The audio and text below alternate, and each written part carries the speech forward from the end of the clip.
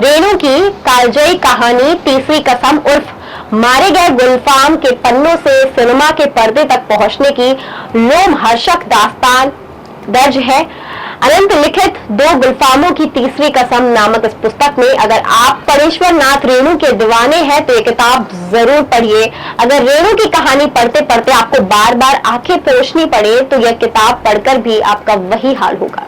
अगर आप शैलेंद्र के कायल हैं तो उनके जीवन के इस कठिन दौर का विवरण आपको झंझोर देगा। अगर आप सिनेमा से जुड़े हैं तो इस किताब के कई पन्ने आपको परिचित भी लगेंगे और दर्दनाक भी। अगर आप सिनेमा और साहित्य दोनों में रुचि रखते हैं तो आपके लिए यह किताब पढ़ना अनिवार्य हो जाता है। करेंगे इस किताब पर चर्चा, लेकिन उससे पहले अगर अभी तक आपने हमारा चैनल सब्सक्राइब नहीं किया है तो कर लीजिए। मैं हूं ओशी और आप देख रहे हैं बुकबाज।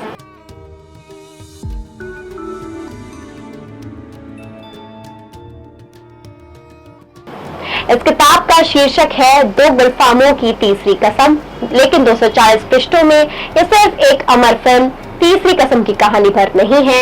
यह उस फिल्म की निर्माता और महान गीतकार शैलेंद्र मारे गए गुलफाम अर्थात तीसरी कसम कहानी के लेखक रेणु और फिल्म तीसरी कसम के निर्माण से जुड़े ऐसे तमाम अनकहे प्रसंगों की भी कहानी है जो शैलेंद्र के जीवन और मृत्यु के अनेक पहलुओं को सामने लाते हैं। किताब का कंटेंट जितना महत्वपूर्ण है, जानदार है, वजनदार है, उसके हिसाब से मुझे इसका प्रकाशकीय प्रबंध कमजोर और एक हद तक लापरवाह भी महसूस हुआ।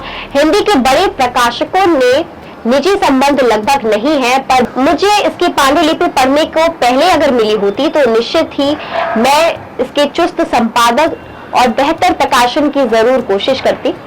पाठगण इसे किताब की आलोचना समझने की जगह मेरा अफसोस समझे।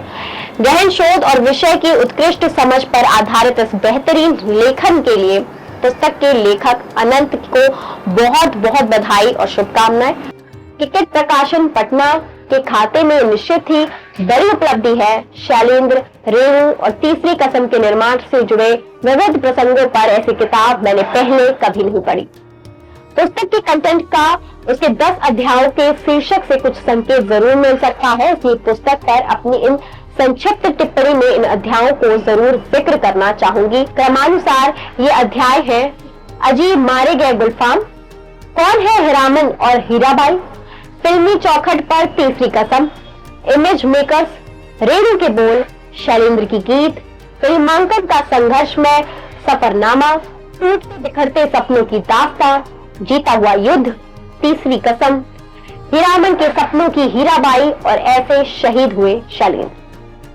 तीसरी कसम फिल्म बन जाने के बाद इसकी रिलीज होने की अड़चनों और रिलीज होने के शुरुआती दौर में इसके फ्लॉप होने की बातें अपने कुछ मित्र फिल्म पत्रकारों से टुकड़े टुकड़ों में हमने सुनी थी, पर उसमें ज्यादातर बातें सुनी सुनाई थी।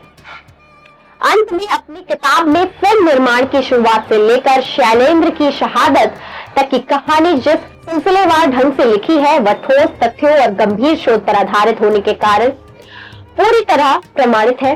इसमें फिल्म जगत यानी बॉलीवुड के अंतपुर के तमाम स्याह और सफेद पक्ष भी उजागर हुए हैं। यही नहीं, तीसरी कसम की मूल कथा की प्रेरणा रेणु जी को कहां और कैसे मिली।